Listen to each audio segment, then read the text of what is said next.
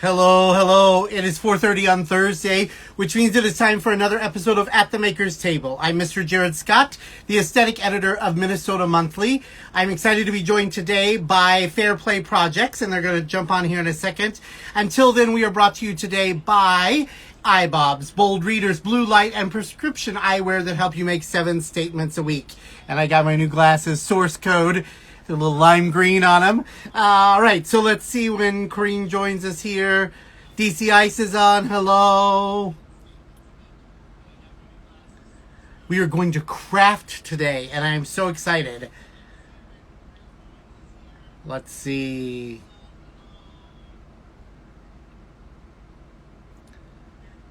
It's always that anticipation for me. Hi, friend, DC Ice. DC Ice knows the power of good glasses from iBobs because she is part of the Maker campaign for spring, and so is her husband Matthew.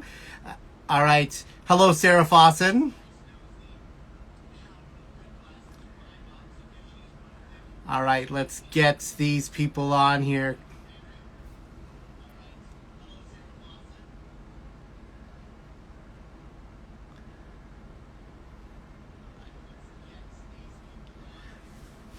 We tested this. It should work. Heather's on. Another great crafter who loves felt. Heather, I'm crafting today. I'm making a little bunny rabbit. As soon as they jump on here, let's see where they are.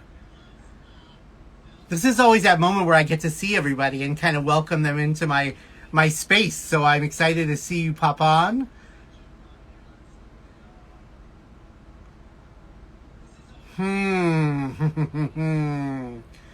Come on, ladies.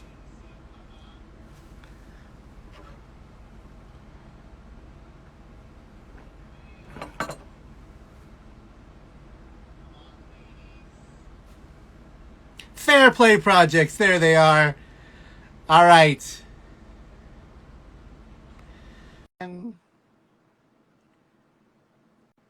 Heather says she loves that my mom crafted a Ben Franklin. I love that my mom crafted a Ben Franklin too because we always had stuff. You made it! Yay! I'm so sorry about that. I was starting to sweat a little bit. I have to be honest. So was I. Well, hello, hello. How are you today? Hello. It's so nice to see you. It's so nice to see you. So we're going to jump in. I'm going to tell them a little bit about how I met you. I'm going to let you talk about how you're here and Molly's in New York and how that whole thing works out. And then we are going to plunge forward and craft and have a good time. That sounds wonderful. I can't wait. All right. So I met you two. Was it Unique Markets? I think it was. That's right. So it was at Machine Shed. It was on Mother's Day.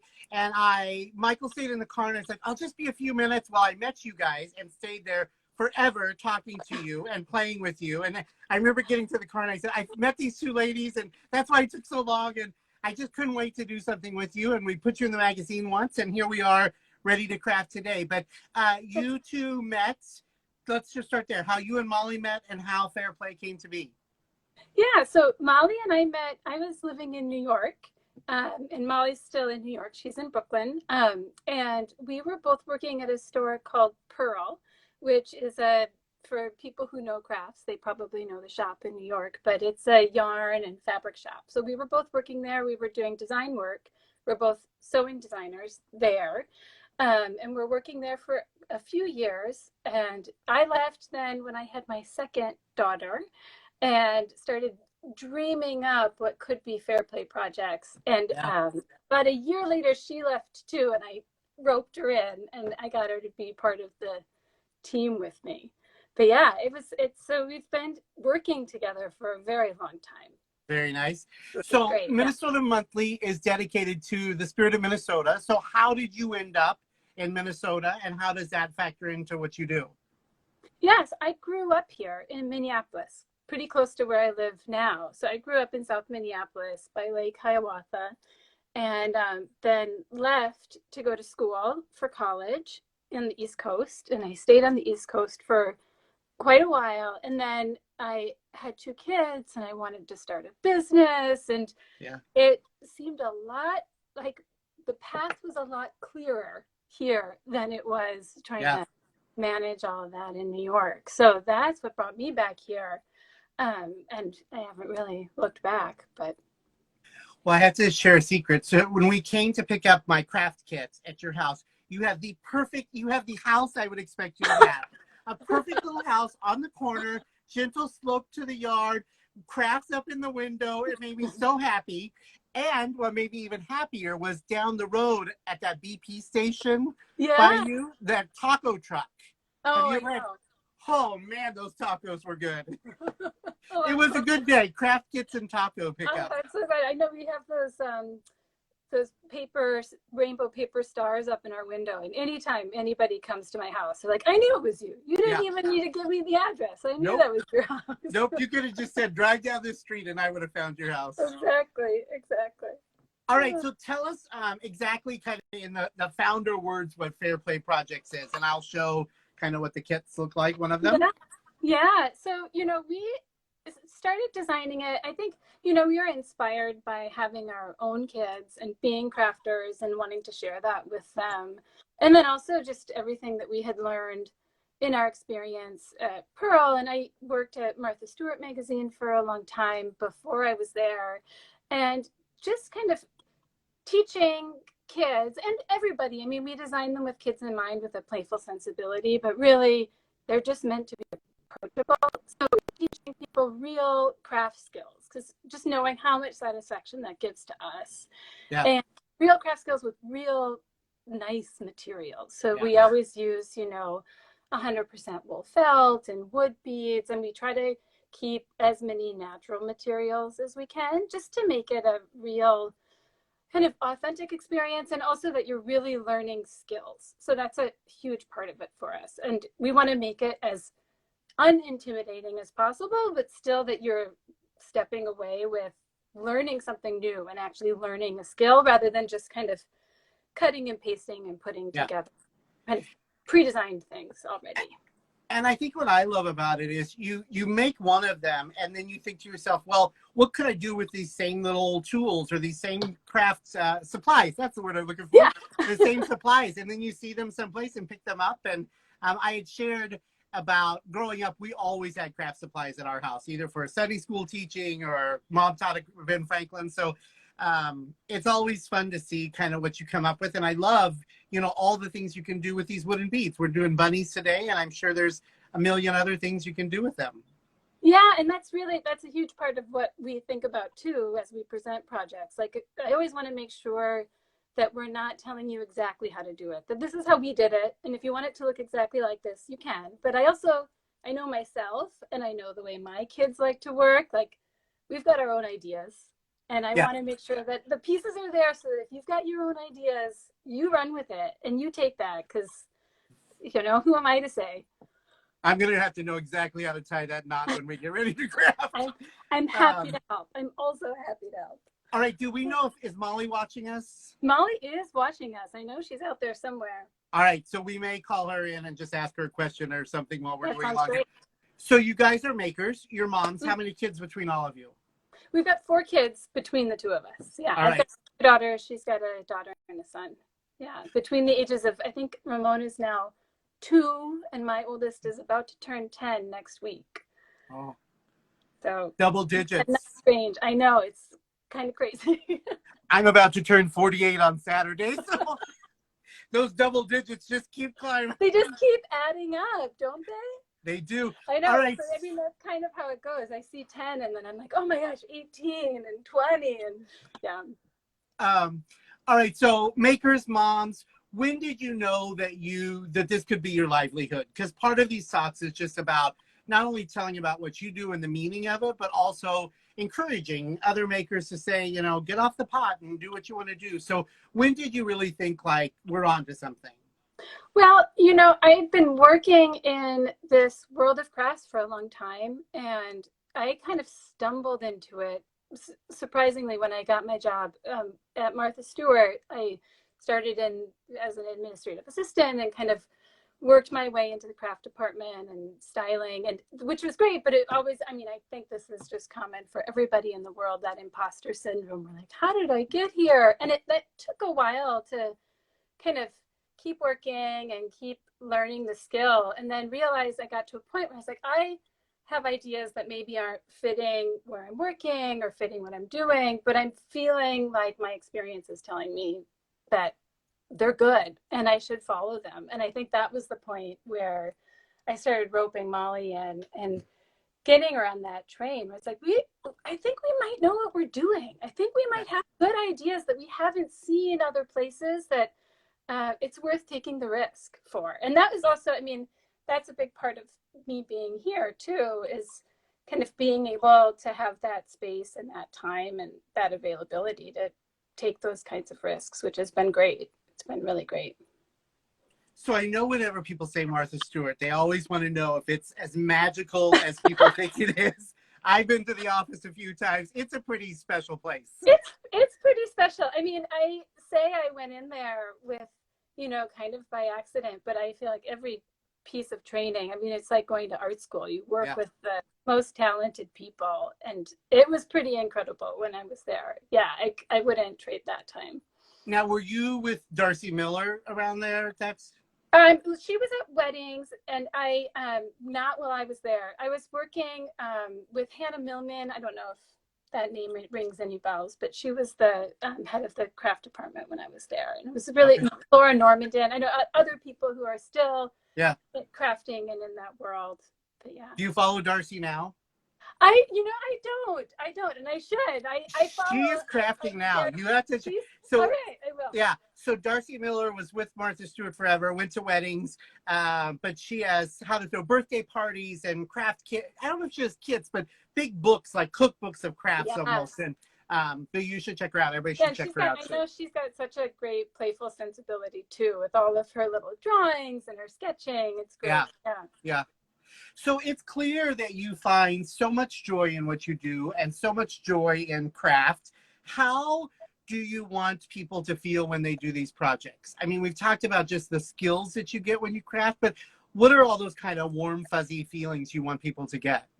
Yeah, I mean, I think that's a lot of it is just that like, I can't believe I made this, which is a lot of times, what you get when kids are first learning to sew, and I really think about it with kids, but it is any age. But I think that there's a real intimidation that comes with sewing and crafting, and breaking through that is such a magical thing for us when people who come in a little bit apprehensively, like, I don't know if I can do it, and then to watch them do it and realize that it's really not as difficult, and that there's so much creativity that that you get to just kind of, it doesn't have to be perfect. It just gets done. And that feeling of like, oh my gosh, I made this, I did this, that feeling at the end is really magical. Good. And it's funny, my kids test a lot of stuff out. And there are moments when my daughter, she'll be sewing. And there was one time she was working on one of our projects with me, and she's like, Mom, I just love sewing. I just love sewing. I just love it. And that, I was like, this is everything I ever wanted. This is the moment I've been waiting for. Yeah, just that, it's just so satisfying getting that work together. So what do you say to the people who say, I'm not creative? Oh, I mean, I think everybody, there just is no such thing. My husband tries to do that. He's an accountant, and you can't get too creative with numbers when you're an accountant, but he's always like, oh, you're the artsy one. And like the way that he thinks about, it's just, you get creative in a different way, right? Yeah. Like he was drawing this map for how to get somewhere, and I was like, this is so creative, the way that you've put it together. And I don't know, I think everyone's got a piece of it that, there's the obvious people, and then I think it's just more hidden, or it presents itself in a non-traditional way for other people. I always think, though, it's always accountants and actuaries that say they're not creative, and then you think like, yeah, you are. You really are. Yeah, you really are. I mean, if you think like spreadsheets are sexy, sure, they're sexy. They're creative. You should see the color combinations on his spreadsheets. I'm very impressed. I take notes. All right, that works then. What kind of excites you the most about what you do? Is it feedback? Is it the planning process? Is it just those moments you hear of I made it? Yeah, a lot of it is happens here. It's the coming up with the ideas, which I really love. And kind of, I really love breaking difficult tasks down to the simplest pieces to make them approachable. I mean, that's always been a really big piece for me. And I think that does come from kind of coming into this by accident. Like every time I would come up with a project for any other position that I've had doing craft projects, it was always like, well, if I can do it, anybody can do it. Because I always felt a little bit like I was coming in knowing nothing. And so I really love that piece of it, like kind of breaking down what seems difficult and making it as easy as possible. And then, yeah, being able to get that feedback of, this is great, this is exciting. And I also really, when people, when we get to see the projects that people make with our kits and the variety and the, all of the twists and the different things that they put onto it, or you had the sequence here and we put them here, or this was supposed to be a fox but we made it just is so, it's really fun to see that they kind of that spark, that creativity in other people is wonderful. All right, Molly, same question for you. Type it out and I'll read it. What excites you the most about doing this? All right, so for you, tell me, did you craft as a child? Oh yeah, absolutely. Okay. Absolutely. I mean, I didn't get into handcrafts till later, but we always made our own paper dolls. My mom was a big sewer. My sister's a big sewer. We had art supplies all over. That's been a thing that has carried with me for a long time. And what do you say to moms now that don't have kind of your arsenal to say, like, it's possible to do this? You can put the screens down. You can not overprogram with sports and all that. Hold on, let's pause. Let's read Molly's answer. She says, same. Love breaking things down to the simplest elements. Yeah, just making it as approachable as possible. Yeah. I mean, I think one of the things that has been a real treat for me, having my kids and having them grow up in a kind of crafty household, is we just, we have a bin of craft supplies that they are welcome to whenever they want. And the things that they make and come up with out of that bin are just wonderful. Whether they're following a kit that I have or a project that's presented to them, it really is just having the pieces available and then watching their creativity is really so inspiring for as a parent, because kids just naturally have that, in a way. It's like that's the thing they lose later, but that creativity and that ability to put stuff together with no inhibitions, it's just that's just wonderful. Yeah. And I think what you just said, until they lose it later, and they lose it. What's so sad is they lose it when somebody says, like, oh, you're singing off key. That's right. Not dancing. Is that really painting? Hey, you're a boy. You can't do that. Right. I mean, whatever it is, it's usually one voice that can shut it down, which is and I really... think, there's a time when that starts to be really important. I think my younger daughter who's 7, she is maybe starting to get that voice, holding on to those. But as they get older, they become just more important, the outside voices. And so the more confidence that you can build before you get to that point, the better your arsenal is to defend yourself against that, I think. All right. So COVID, 2020, makers kept making. Did you guys change what you did? Did your audiences change? I think there's that calling in us that just says we have to create, we have to continue to create to survive. So how did you answer that in people, and did your audience change? We just realized how important what we were offering was to people, and tried to make just really, it was a hard year, especially all of our kids were home, and we didn't have camps to send them to. So as we're trying to develop our work, we're also wrangling all these little ones. But we knew how important it was to offer these things to people. And so we tried to put out a lot of new projects in the summer and a lot of free projects in the summer. And so we worked really hard at making sure that we kept that up and kept that going, and really keeping in mind, okay, well, what can people do with each other?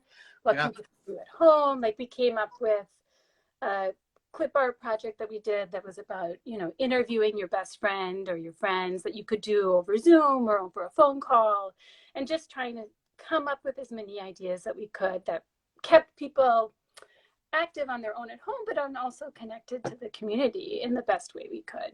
Yeah, good for you. People have said that you should write a book. Fair Play Project should have a book.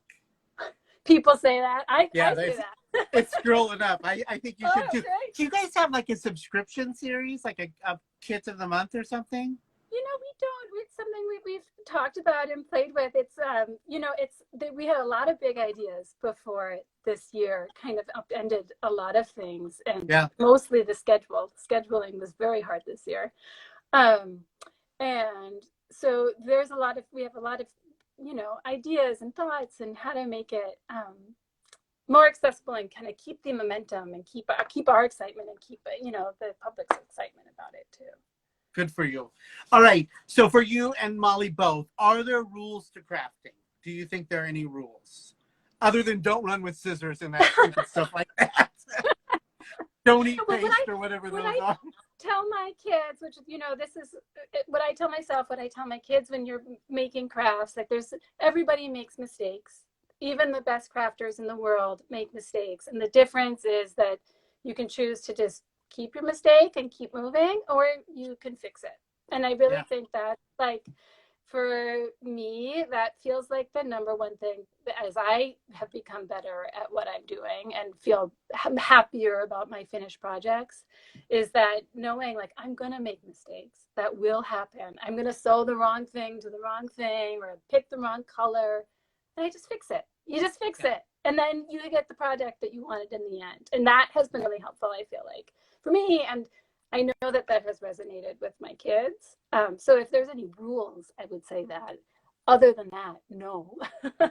Have fun, And I when I was at Pearl, I worked in the shop for a while, and I remember a lot of people would come in and be like, what do you think the best first knitting project is? I'm just starting and I don't know what to do. How simple should it be?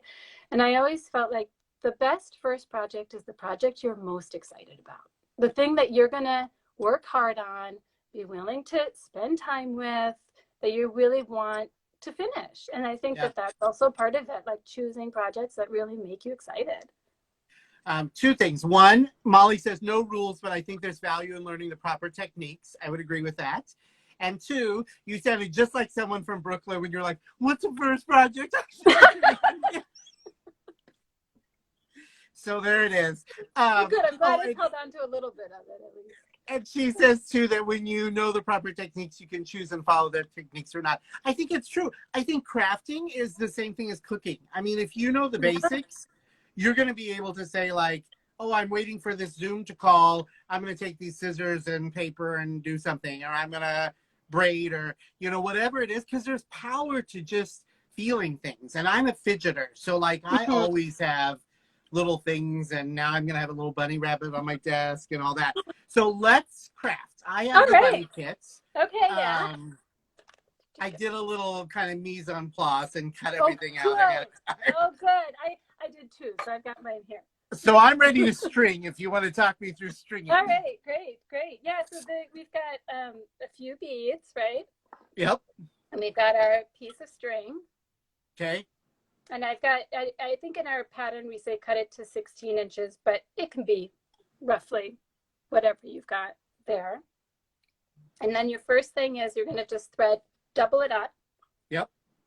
And thread the two end pieces through your middle size bead. So these three beads are bunny tail, bunny head, bunny body. That's right. Bunny tail, bunny head, bunny body. Here, I've got a finished one here too. I do too. Waiting for you. And mine's the opposite of yours.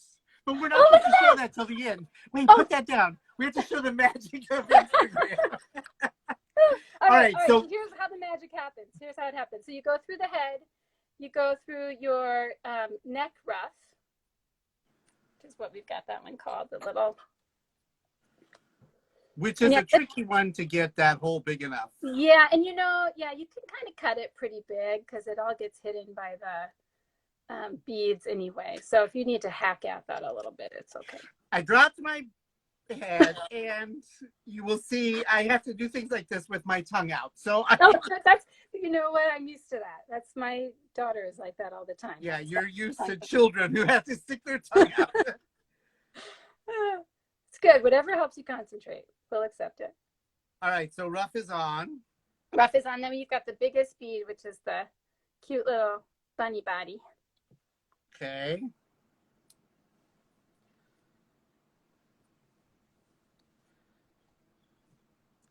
Guess what I just did? I don't know. I pulled the rough off. Okay, bunny body on. Wonderful. And then the little teeny tiny bunny tail.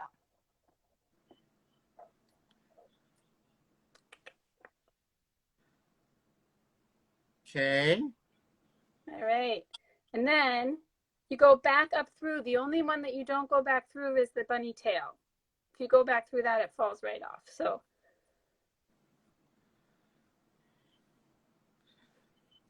Oh my goodness. I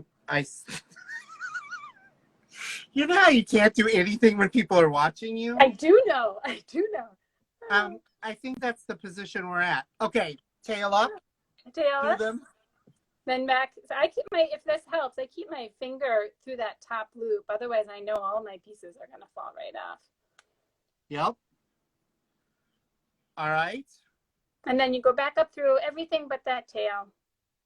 So back through the body.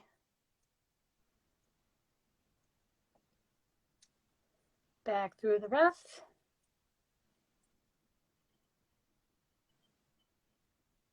And then back through the head.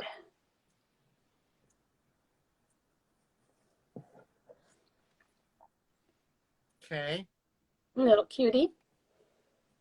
And then you should have a big loop at the top. Yeah. And that's where you stick your ears. Go in there. And then you can tighten it down by kind of pulling the tail. Yay. Yay! And that pulls the ears right in.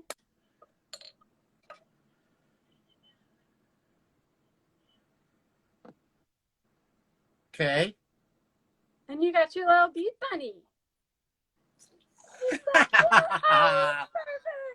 The magic. Yay! Right? And then Bunny you get to magic, work in their Molly little says. adorable face.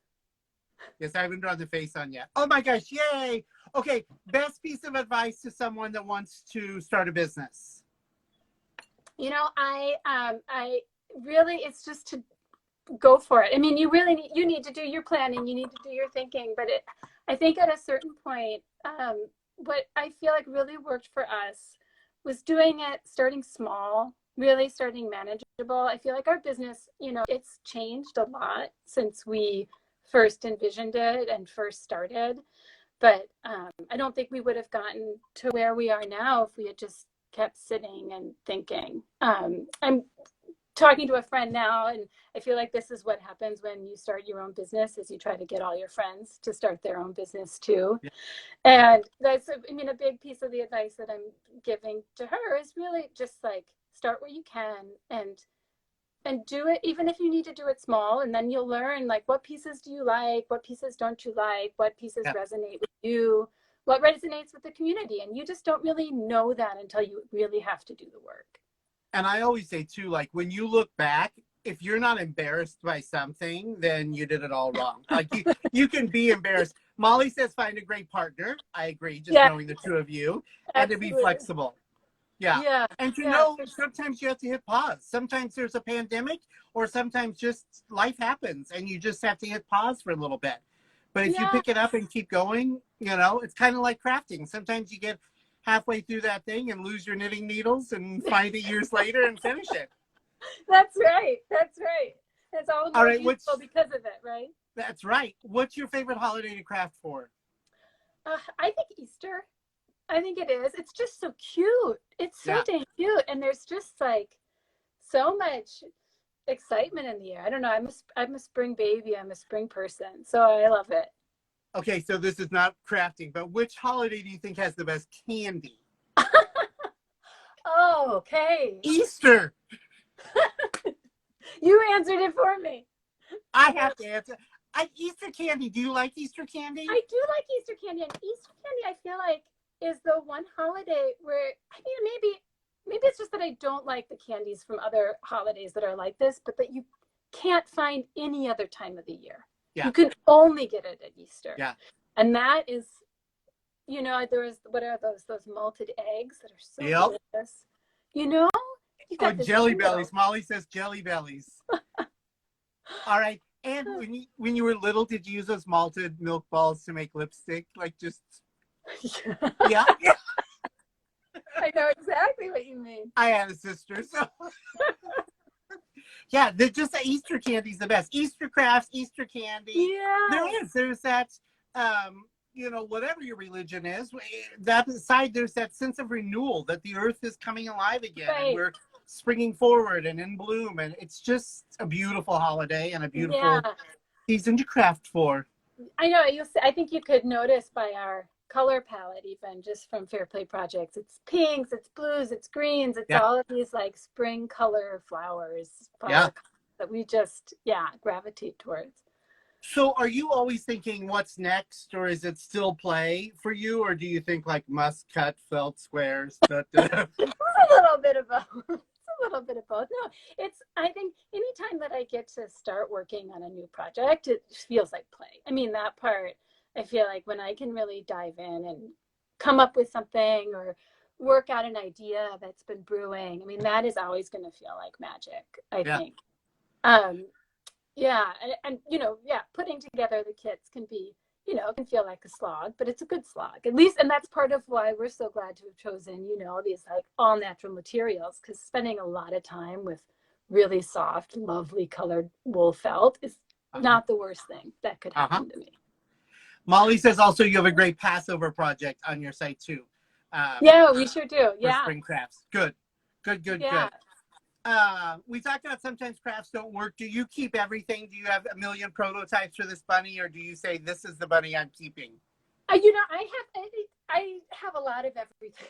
I'm kind of a hoarder because I feel like that's part of the creative process too, and I feel like that's actually been a huge part of starting this business and really being able to follow my own vision. Is there's a lot of things where I'm like, this is why I've been saving this old drawing I did 20 years ago. It's because it inspired this. I mean, and so I can't let go of anything because I just never know what it's going to spark later. So I've got a couple boxes of not quite there yet projects that might get there someday.